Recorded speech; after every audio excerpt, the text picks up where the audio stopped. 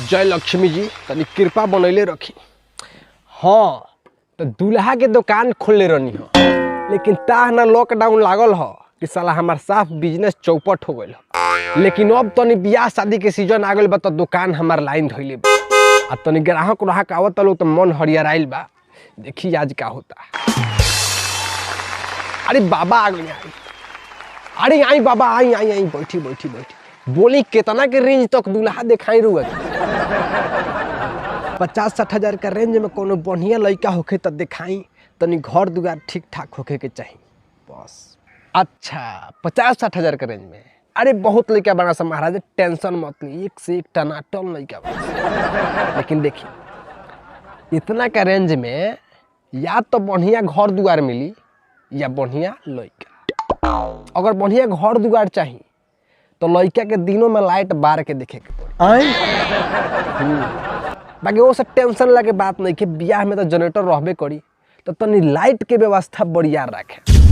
आ कैमरा वाला से कह देम कि 3-4 गो वेपर लाइट बढ़िया ले ली, ना तो वीडियो में खाली कोट पैंट आ टोपी आई, मुंह ना लो। बाकी सब कुछ एक नंबर बा, टनाटन बा।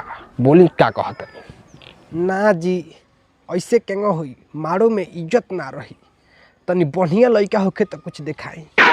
अच्छा बढ़िया लड़का चाहिए। अरे महाराज बहुत बारह सौ, एक से एक टनाटन लड़का 1200, लेकिन तनी 1 लाख का ऊपर चढ़े के पड़ी। बाकी लड़का तो एकदम बत्ती लेखा बड़ी, बत्ती लेखा साफ मारो अजोर हो जाए। अच्छा लड़का काम का करेला, फेसबुक चलावेला। बहुत काबिल लड़का बा महाराज। जब DSLR से फोटो खींच के फेसबुक पर चढ़ावेला धाराधर 30-40 गो लाइक मिले। का कुछ काम धंधा ना करेला महाराज। अरे महाराज वो खानदानी लड़का हमें सब, खानदानी लड़का।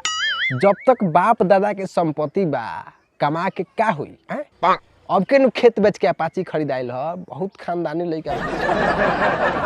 रुआ चुपचाप बियाह करी, रुआ लड़की के 3-4 साल तक कोनो दिक्कत ना हुई।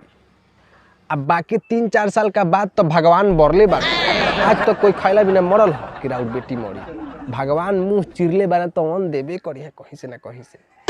आतना दुनिया में चिड़ै चुरुंग कुत्ता सियार जियते नहीं, तो राउर बेटी कैसे मर जाए? सब भगवान के लीला हो, सब भगवान पार लगई हैं।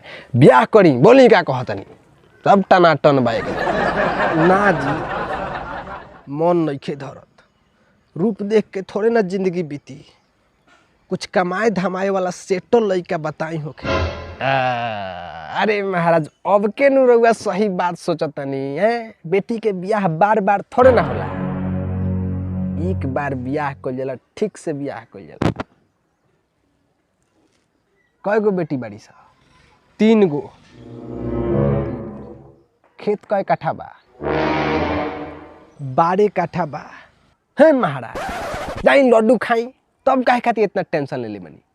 4 कट्ठा खेत लिखी एकदम दुआरा पर बाजा बजवाई, सब व्यवस्था बैजा, सब काम एकदम टनाटन हुई। एक से एक आदमी हमारा खेत लिखा, 2 कट्ठा तो हमें लिखवा, बहुत बढ़िया दाम दिवा दम। देखी ज्यादा सोची मत, बढ़िया मौका बार बार ना मिलेला। ठीक बता, पार्टी से भेंट कराई, लिख देम का कइल जाए बेटी के ब्याह करे के बता। वाह बहुत बढ़िया सोच बा, एकदम जाई बिहान कागज पत्र लेके आई, सब काम टनाटन हुई।